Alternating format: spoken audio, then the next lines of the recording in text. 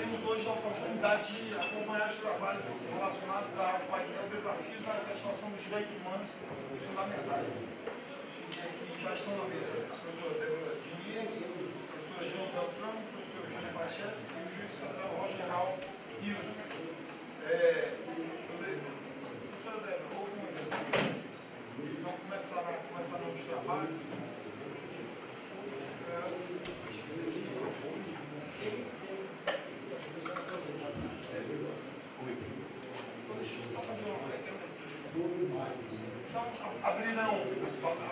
Abrir a palestra do professor juiz Roger Raul Nilson, graduado em Direito pela Universidade Federal do Rio Grande do Sul,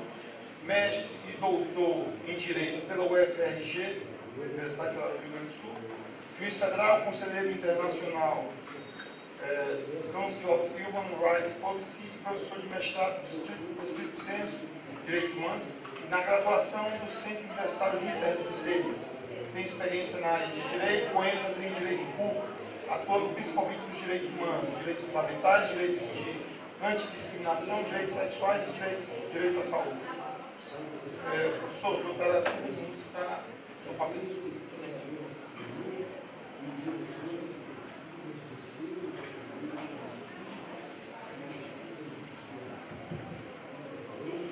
Muito boa tarde a todos, senhoras e senhores. Boa tarde, especialmente ao nosso presidente da mesa, aos colegas de mesa. Eu quero agradecer com muita sinceridade e honra o convite que me foi feito pela IFB para participar dessa mesa,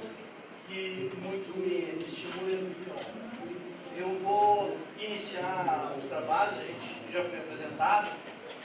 não propriamente fazendo uma aula, não é o caso, nem uma palestra, mas pensando como juiz, no caso, eu sou juiz federal de Porto Alegre, sou juiz federal há 22 anos, né? Como juiz, quando me deparo com a pergunta sobre os desafios da efetividade de direitos humanos e direitos fundamentais, me propor, professora Débora, Jane, professor Eugênio, a abrir essa mesa, trazendo um pouco de uma reflexão do trabalho de juiz diante da pergunta dos desafios da efetivação de direitos humanos e fundamentais. Tomando também como ponto de partida aqui que nós estamos no Congresso de Magistrados, então somos colegas, no final das contas, que experimentamos esses desafios. E também partindo da pressuposição, que me parece muito legítima, de que os senhores e as senhoras aqui presentes, ao escolherem estarmos juntos nesse momento, tem, como nós todos da mesa também, não só uma predileção por essa pergunta dos nossos desafios, a efetividade de direitos humanos e fundamentais, mas também tem um compromisso pessoal, profissional, ético com esses desafios. Então é nesse espírito que eu vou usar da palavra nesses minutos iniciais, que para mim é uma honra e um privilégio. E dizendo isso, eu também digo que para nós, juízes preocupados com direitos humanos e fundamentais, não se trata de nenhuma questão de ter mais ou menos sensibilidade, não se trata de nenhuma questão de ser progressista ou ser conservador, não se trata também de nenhuma postura mais ou menos ativista, para usar um referencial que o ministro Barroso trouxe na sua conferência de hoje de manhã. Mas se trata sim de um compromisso a partir de um referencial normativo básico e fundamental do ordenamento jurídico com o qual nós trabalhamos, que são os direitos humanos na ordem internacional, incorporados ao direito brasileiro, que são os direitos fundamentais da nossa ordem constitucional brasileira, e é um compromisso, então, que, além de ser um compromisso com talvez o centro, o coração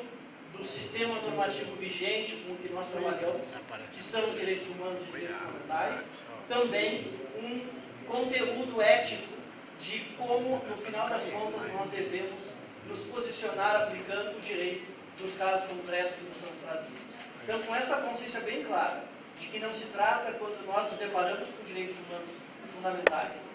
não se trata simplesmente de sensibilidade, progressismo, conservadorismo, ativismo ou não ativismo, se trata muito mais do que isso, de estarmos de frente do núcleo, do coração central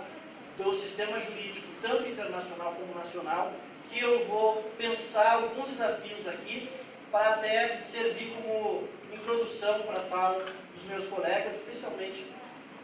com a liberdade a professora Débora e a professora Jane, que trabalham muito com juízes e com juristas e vêm de outras áreas do conhecimento e da experiência prática, basicamente das políticas públicas, da antropologia, da docência na academia e assim por diante, né? Então, quando eu me coloquei a pergunta sobre desafios, imediatamente me vieram à mente três esferas, três grupos de desafios, se me permitem colocar assim. O primeiro grupo de desafios,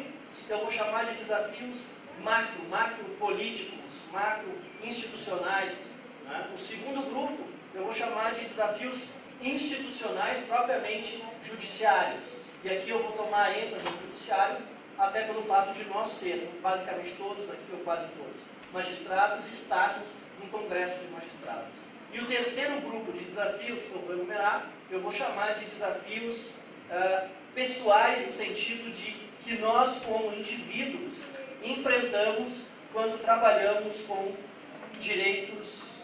humanos e direitos fundamentais. Então eu vou ao primeiro grupo que eu anunciei, que é o grupo dos que eu estou assim chamando livremente. Me perdoem se a nomenclatura não é mais apropriada, mas eu, como disse, tomo aqui como mais uma conversa, uma palestra, aqueles que eu estou chamando para a efetividade dos direitos humanos e fundamentais, quando nós pensamos na nossa atividade de juízes, os desafios macropolíticos. Bom, nós estamos num mundo, né? Num mundo onde o Estado, nação, que é onde a legislação que nós aplicamos, as políticas públicas, são propostas, desenhadas, executadas, e a sociabilidade se dá, nós estamos num momento da história, digamos assim, da humanidade, onde os Estados-nação estão se sentindo fragilizados, estão se colocando numa trajetória, vou chamar assim, de perda de poder regulatório interno, de perda de poder fiscal, de perda de poder econômico, de perda de condições de, por si só, autonomamente, de forma soberana, organizar-se, tomar suas decisões internas e gerir os rumos de suas histórias. O mundo todo, nesse momento de globalização, nós todos sabemos, de neoliberalismo, de fragmentação da política, da vida social e da própria personalidade jurídica das nações, dos países, as uniões, a União Europeia, os tratados de acordos de comércio, assim por diante, mundo afora, trazem nesse contexto macro um desafio quando nós pensamos em direitos humanos e direitos fundamentais, quando nós pensamos, por exemplo, na aplicação, na efetividade dos direitos constitucionais previstos na nossa Constituição, no título 2, a fragilização, vamos chamar assim, do Estado Nacional, a perda progressiva da capacidade do desenho, do gerenciamento, da execução de políticas públicas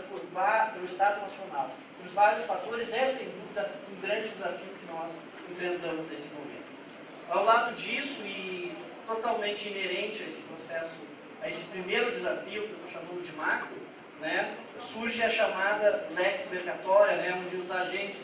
do mercado mundial, internacional, agentes privados, cada vez mais vão se desapegando e se, aspas, libertando, né, da capacidade regulatória dos Estados nacionais e, com isso, repetindo, né, a capacidade de implementação de políticas públicas que efetivem direitos humanos e direitos fundamentais, especialmente os direitos fundamentais na ordem interna, também vão se colocando desafiadas e fragilizadas. E tudo isso acompanhado, no mundo afora, e o Brasil num momento particular, já foi dito aqui muitas vezes, em outras mesas, de uma crise econômica, de crise fiscal, de problemas de contas públicas, assim por diante. Tudo isso, sem dúvida, gera uma dificuldade, mais uma vez, digo eu, né, de formulação e de implementação das políticas públicas, que são as vias, em muitos casos, na maioria dos casos,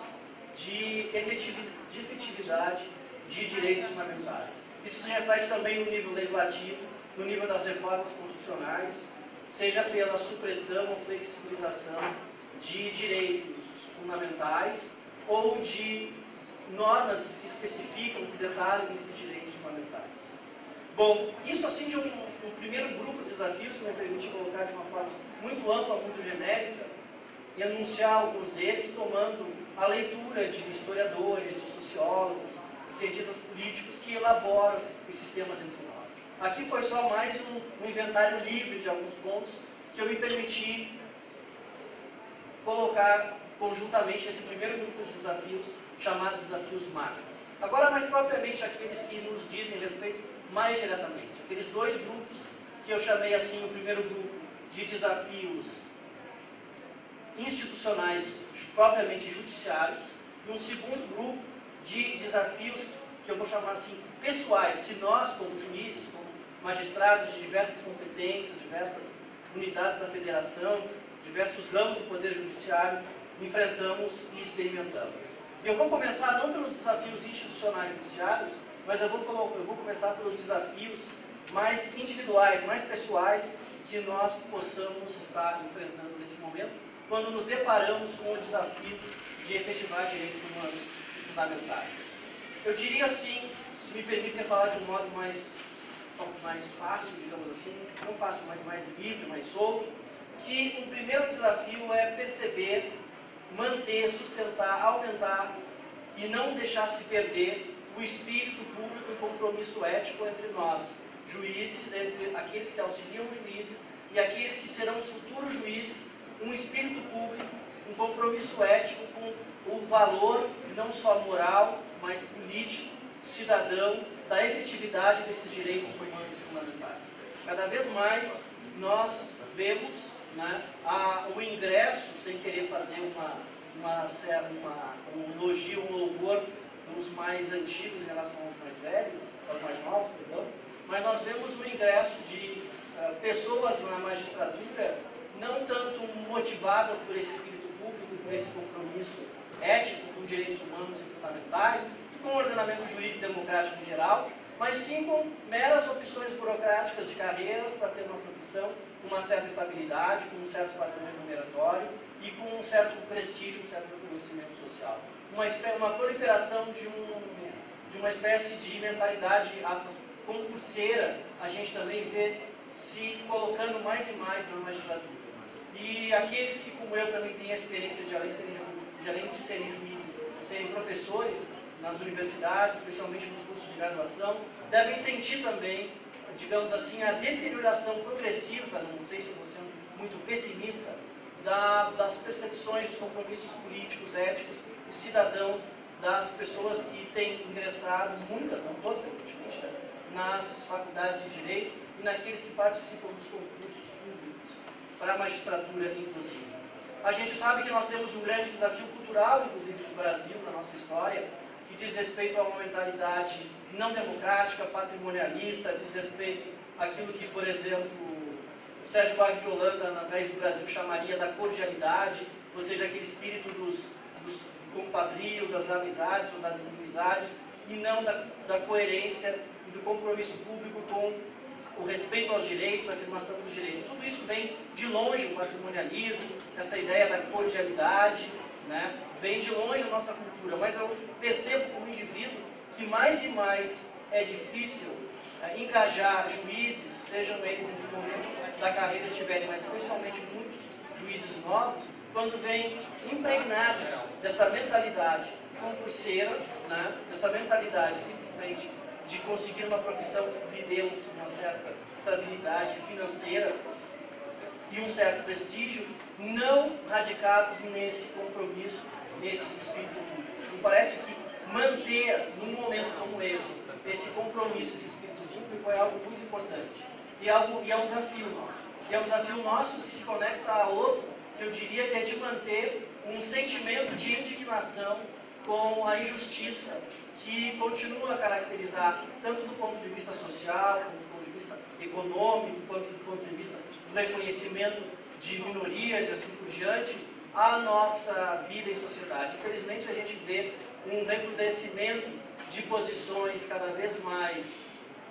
autoritárias, intolerantes, inimigas, eu diria assim, do pluralismo e da diversidade entre nós nas várias esferas de governo, nas várias esferas de Estado, isso também dentro da magistratura. Não sei se vocês percebem como eu, às vezes é triste ver a lista de e-mails de colegas magistrados diante de certos temas polêmicos no dia a dia da sociedade, de certas mesmas decisões judiciais, vamos dizer assim, que afirmam direitos individuais pelo Supremo, o tipo de reação que muitas vezes a gente vê nessas listas. Então, manter vivas a nosso compromisso ético, a nossa indignação como indivíduos diante dessa injustiça, nesse contexto, onde muitas vezes mais e mais colegas vão se afastando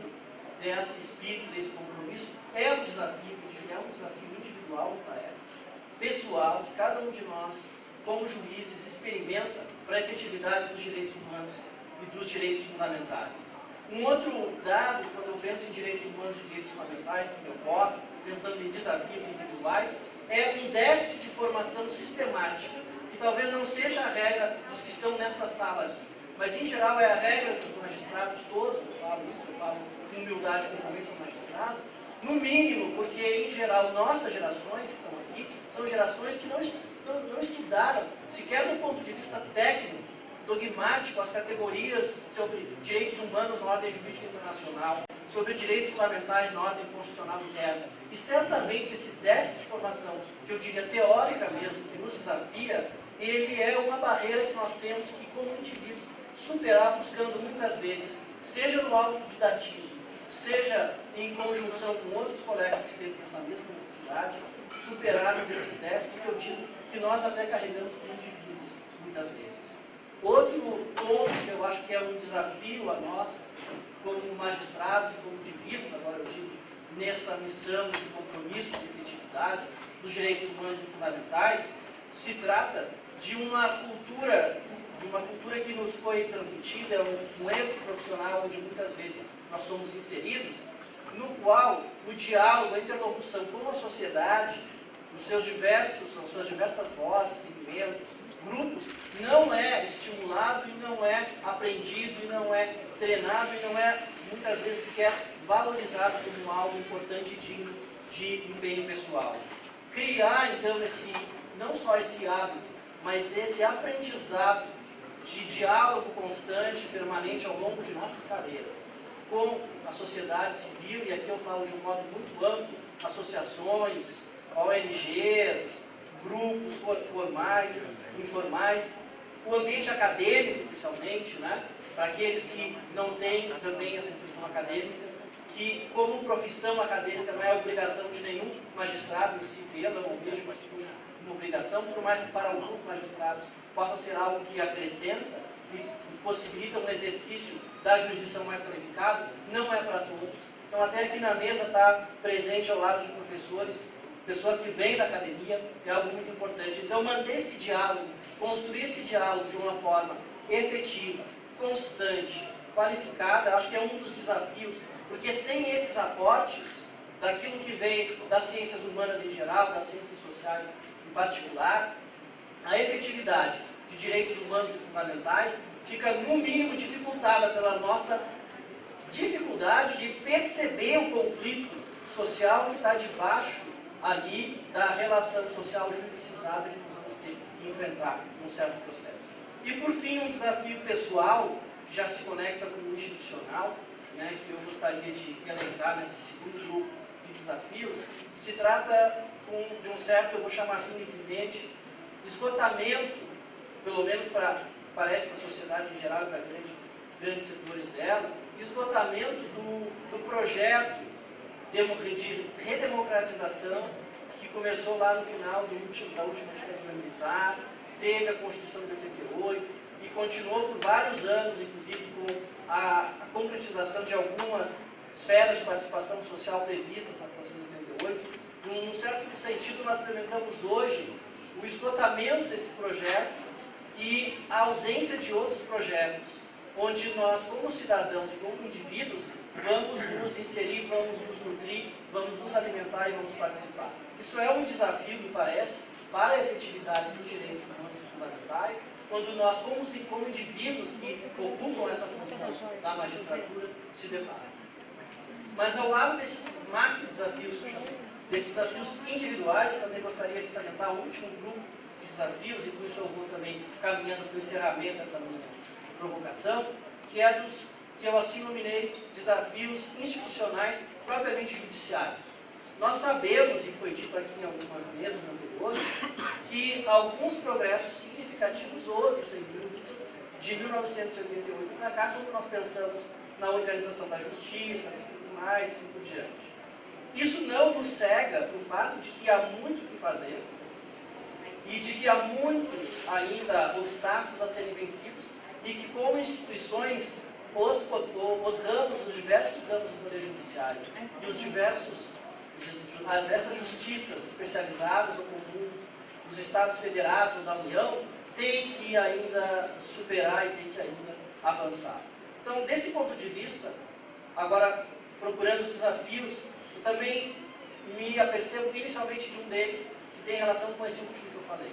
A falta de uma cultura institucional de diálogo respeitoso, sério e permanente com a sociedade de um diálogo feito de uma forma organizada. Algo que é inerente a qualquer poder público num regime democrático, que é estar sempre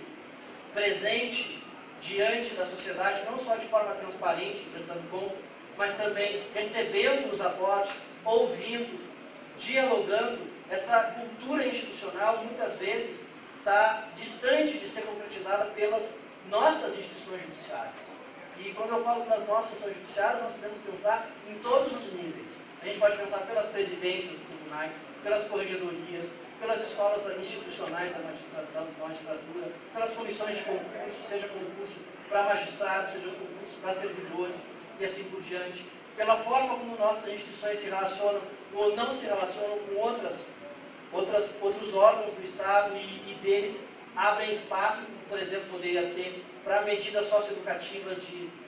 jovens, de adolescentes que estão cumprindo medidas que poderiam estar entre nós também, trabalhando assim por diante. Tudo isso mostra um déficit, me parece, ainda institucional nosso, das nossas instituições judiciárias, de diálogo com a sociedade. É algo que certamente, do ponto de vista da instituição, é um desafio que nós enfrentamos para criar essa capacidade de responder aos desafios da efetividade de direitos humanos e fundamentais entre nós. Aí vem também, acho que o presidente João Ricardo falou isso, se eu não estou enganado, em um certo momento no discurso de abertura ontem, institucionalmente o caminho que está se fazendo para que se aumente não só a democracia interna nas nossas instituições, como uma participação responsável de cada um de nós como magistrado nas nossas instituições. Certamente, os nossos modelos mais ou menos abertos, mais ou menos democráticos, de participação responsável e de democracia interna por cada um dos magistrados e magistradas, na medida em que eles faltam amadurecer, nos desafiam, nos colocam barreiras a essa nossa capacitação para a efetividade de direitos humanos e fundamentais quando estamos aplicando a legislação, o direito vigente, no exercício das nossas funções. Eu diria também que, do ponto de vista institucional, nessa mesma linha, as nossas instituições judiciárias ainda trabalham, portanto, de uma forma muito autorreferente. Vale dizer, muitas vezes elas estão tão imersas nas suas próprias preocupações e dinâmicas internas, sejam de regras formais e de praxes, de regras informais que vão estruturando o nosso ambiente, o nosso convívio, e na medida em que isso avança, isso toma espaço, isso faz mais difícil toda aquela necessidade de diálogo, de participação, de percepção da vida social. Isso pode gerar para muitos juízes, e quanto maiores forem os centros urbanos e mais burocratizadas as instituições que trabalham, uma espécie de distanciamento progressivo da vida social e da realidade social. E isso é uma dinâmica institucional, me parece, que ao nos produzir, ao nos construir dessa forma, institucionalmente falando, nos descapacita para a efetividade de direitos humanos e de direitos fundamentais. Então, essa dinâmica, eu diria, autorreferente das nossas próprias instituições. Né? E, por fim, né, quando a gente fala de formação judicial, e isso é algo muito importante para nós todos hoje em dia, seja do ponto de vista individual, seja do ponto de vista institucional, quando a gente vê surgirem escolas institucionais da magistratura dos diversos tribunais, tudo isso é um movimento necessário, é um movimento positivo, é uma construção que deve ser feita. Nós aí vemos também como dinâmicas institucionais internas podem trazer dificuldades e problemas na medida em que uma certa mentalidade, muito mais, eu diria, carreirista na formação jurisdicional e institucional, ameaça, de fato, uma formação que nos coloque como cidadãos responsáveis no exercício de uma função pública relevante para concretização desses direitos humanos fundamentais. Então, mesmo a constituição de escolas institucionais judiciais, que certamente é um ganho, é uma necessidade e é algo que nós temos que apostar e nos engajar, corre o risco de cair num certo, se me permitem a expressão livre também, aspas, carreirismo institucional, onde as pessoas estão muito mais preocupadas em fazer pontos, numa certa escala de presença em cursos, do que efetivamente de se capacitar. Porque todos esses desafios, macro desafios, desafios pessoais, assim coloquei, desafios institucionais, na verdade não são esferas independentes, distantes ou separadas, ao contrário, é toda uma dinâmica que nos envolve todo o tempo, e de uma forma bem genérica, estou pensando nesses desafios, aumentam os desafios da efetividade. A gente poderia falar de questões de gestão, poderia falar de questões de sociologia do direito, de antropologia do direito, poderia falar de questões de teoria, de filosofia do direito, que são importantes para nós, mas eu tentei aqui, nesses breves minutos, iniciar a nossa mesa fazendo uma espécie de inventário de alguns desafios e também abrindo caminho para, independentemente de fazer o exame de algum ponto em concreto, como poderia ser, sei lá, questões em concreto, direitos de alguma determinada minoria, aborto, tortura, medidas socioeducativas, composições familiares, questões étnicas, raciais e assim por diante. Nós podemos pegar cada uma dessas questões e começar, a partir delas, visualizar esses desafios, como é que se coloca. Mas a minha intenção aqui não foi essa, se me permitem, né? A minha intenção foi, de uma forma muito ampla, muito genérica, dividir em 3 grupos um inventário abstrato, genérico, de desafios. Até porque tenho certeza, tanto a professora Débora, quanto a professora Jane e o professor Eugênio, depois de mim, terão um discernimento, terão a ilustração, terão a profundidade de nos apresentar situações onde alguns desses desafios claramente se apresentam na experiência que tiveram e que têm nessas nossas instituições judiciárias e no trato com os indivíduos, magistrados e magistradas. Muito obrigado.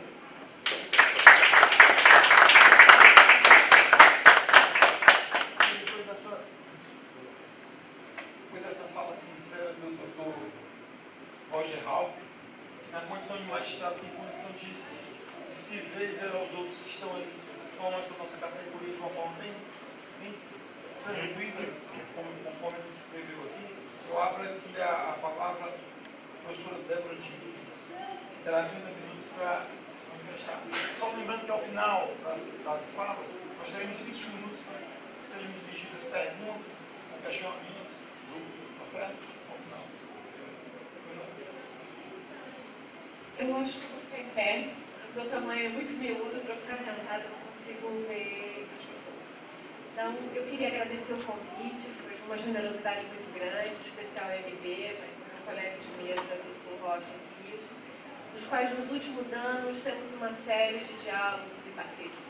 Professor, eu cometi aqui uma omissão proposital, deixar passar seu curso. Posso fazer? Não precisa não. Eu sou obrigado. As pessoas a conhecem melhor. A professora Débora Diniz é antropóloga, doutora em antropologia e pós-doutora em Direito pelas Universidades de Michigan, em Toronto, Canadá, e em Sociologia pela Universidade da Califórnia, em Berkeley, Estados Unidos. É professora da Faculdade de Direito da Universidade de Brasília e pesquisadora da ANIS, Instituto de Bioética, Direitos Humanos e Gênero. Agora sim. Isso de pós-doutorado é uma mentira, que se inventou. Então, eu sou uma estrangeira ao campo, e é nesse lugar de estrangeira ao campo que eu queria traçar a minha conversa. Quando eu recebi o título, Desafios da Efetivação de Direitos Humanos e Fundamentais, não me foi dado o título como uma pergunta, me foi dado como uma afirmação. Hoje, o Dr. Roger fez um inventário de 3 grandes grupos de desafios para efetivação. Ele não nos deu essa cola 4 meses atrás, quando fez o convite. Então, eu fiz a minha interpretação como estrangeira ao campo de quais seriam esses desafios para a efetivação dos direitos humanos e fundamentais. Então, eu vou assumir que é uma inquietação, que não é uma pergunta, é uma afirmação, à espera de uma resposta, mas que parte de uma premissa. Há desafios na efetivação desse conjunto de direitos. Esses desafios, eles podem ser dentro desses 3 grupos que ele arrumou a nossa conversa. eu chamaria que também são fragilidades argumentativas, desigual representação política dos grupos, restrição de financiamento das políticas públicas e sociais, o funcionamento das cortes ou do parlamento. Se vocês me seguirem, vocês vão ver que os meus exemplos tocam nos 3 grupos, talvez em menor intensidade, naquele último que ele chamou o micro do micro, que seria a carreira dos juízes, como se constitui hoje, isso que ele chamou um carreirismo dentro do mundo da magistratura. Esse é o que eu menos vou tocar e vou ficar mais nesses 2 grandes grupos. Cada um desses caminhos abriria uma porta argumentativa para a nossa conversa de hoje. E sobre como garantir direitos humanos e fundamentais em um Estado democrático de direito. Eu vou arriscar uma proposta de caminho. Claro que eu vou ser ousada, né, em casa alheia, na casa de magistrados, em dizer que este é o bom caminho. Mas é como uma estrangeira que eu vou passar a dizer que a efetivação de direitos humanos e fundamentais, e eu a partir de agora vou falar de direitos, só para simplificar a minha conversa, precisa olhar esse caminho que eu passo a apresentar com muita cautela. Então eu farei um diagnóstico de causa, eu apresentarei uma solução. Então, de fundo, para aqueles que esse currículo me apresenta pouco, eu tenho questões morais de fundo. Toda a minha atuação no último tempo, ele vem trabalhando em questões morais muito sensíveis. Por exemplo, em uma parceria de imenso aprendizado com o professor Barroso,